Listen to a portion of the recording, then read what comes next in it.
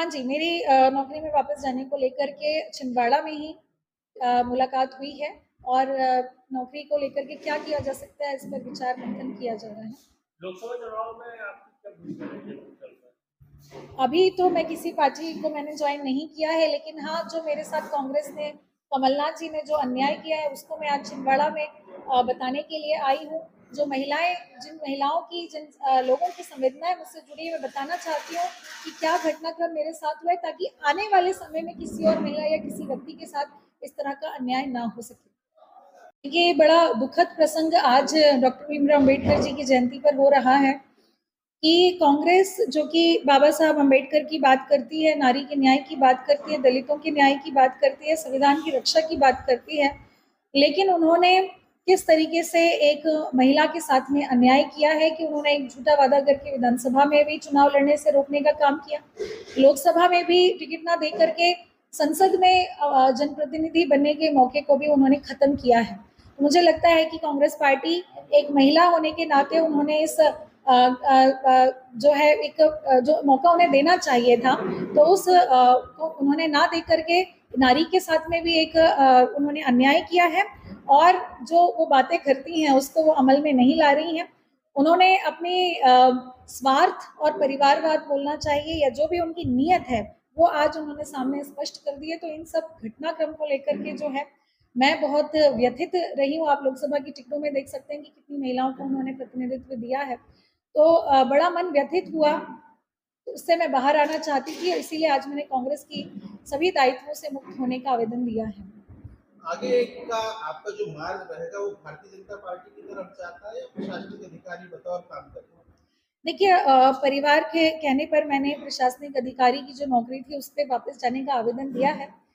व्यक्तिगत रूप से मेरा ये मानना है कि बाबा साहब डॉक्टर अम्बेडकर चाहते हैं कि समाज के युवा, पढ़े लिखे नौजवान विधानसभा संसद में पहुंचे और उसी बात को ध्यान में रखते हुए मेरी पहली प्राथमिकता तो हमेशा राजनीति में ही रहेगी। लेकिन अगर नौकरी में वापस, अगर ये राजनीति में, चूंकि मैंने तो प्रयास किया कांग्रेस में आकर के कि मैं उस काम को कर सकूं, एक व्यापक तरीके से बड़े स्तर पर कार्य कर सकूं, लेकिन वो नहीं हो पाया। तो अगर नौकरी में वापस जाकर के अपने समाज का प्रतिनिधित्व करने का मौका मिलता है, तो निश्चित तौर पे वो भी एक माध्यम हो सकता है, या अन्य कोई अगर माध्यम मिलते हैं तो उस पर भी विचार किया जाएगा। मुख्यमंत्री जी या कैलाश विजयवर्गीय जी किसी से मुलाकात हुई क्या?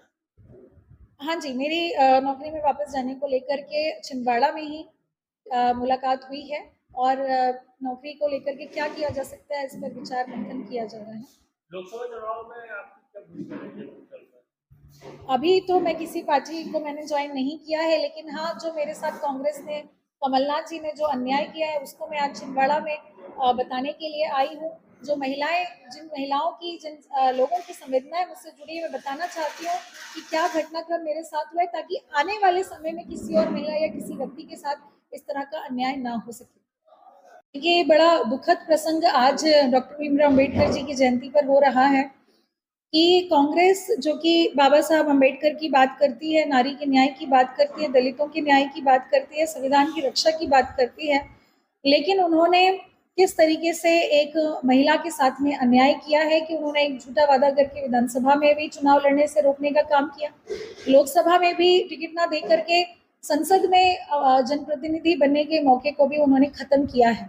मुझे लगता है कि कांग्रेस पार्टी, एक महिला होने के नाते उन्होंने इस जो है एक जो मौका उन्हें देना चाहिए था, तो उस को उन्होंने ना दे करके नारी के साथ में भी एक उन्होंने अन्याय किया है और जो वो बातें करती हैं उसको वो अमल में नहीं ला रही हैं। उन्होंने अपनी स्वार्थ और परिवारवाद बोलना चाहिए या जो भी उनकी नीयत है, वो आज उन्होंने सामने स्पष्ट कर दी है। तो इन सब घटनाक्रम को लेकर के जो है, मैं बहुत व्यथित रही हूँ। आप लोकसभा की टिकटों में देख सकते हैं कि कितनी महिलाओं को उन्होंने प्रतिनिधित्व दिया है। तो बड़ा मन व्यथित हुआ, तो उससे मैं बाहर आना चाहती थी और इसीलिए आज मैंने कांग्रेस की सभी दायित्वों से मुक्त होने का आवेदन दिया है। आगे का आपका जो मार्ग रहेगा वो भारतीय जनता पार्टी की तरफ जाता है या प्रशासनिक अधिकारी बतौर काम करेगा? देखिए, परिवार के कहने पर मैंने प्रशासनिक अधिकारी की जो नौकरी थी, उस पे वापस जाने का आवेदन दिया है। व्यक्तिगत रूप से मेरा ये मानना है कि बाबा साहब डॉक्टर अम्बेडकर चाहते हैं कि समाज के युवा, पढ़े लिखे नौजवान विधानसभा संसद में पहुंचे और उसी बात को ध्यान में रखते हुए मेरी पहली प्राथमिकता तो हमेशा राजनीति में ही रहेगी।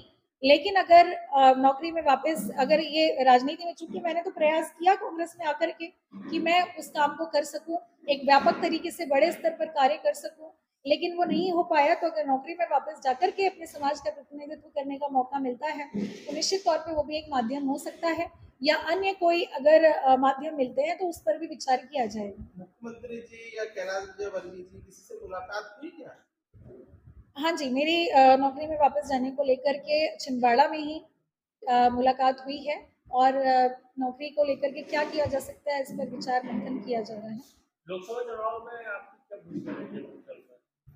अभी तो मैं किसी पार्टी को मैंने ज्वाइन नहीं किया है, लेकिन हाँ, जो मेरे साथ कांग्रेस ने, कमलनाथ जी ने जो अन्याय किया है उसको मैं आज छिंदवाड़ा में बताने के लिए आई हूँ। जो महिलाएं, जिन महिलाओं की, जिन लोगों की संवेदनाएं मुझसे जुड़ी है, मैं बताना चाहती हूँ कि क्या घटनाक्रम मेरे साथ हुआ है, ताकि आने वाले समय में किसी और महिला या किसी व्यक्ति के साथ इस तरह का अन्याय ना हो सके।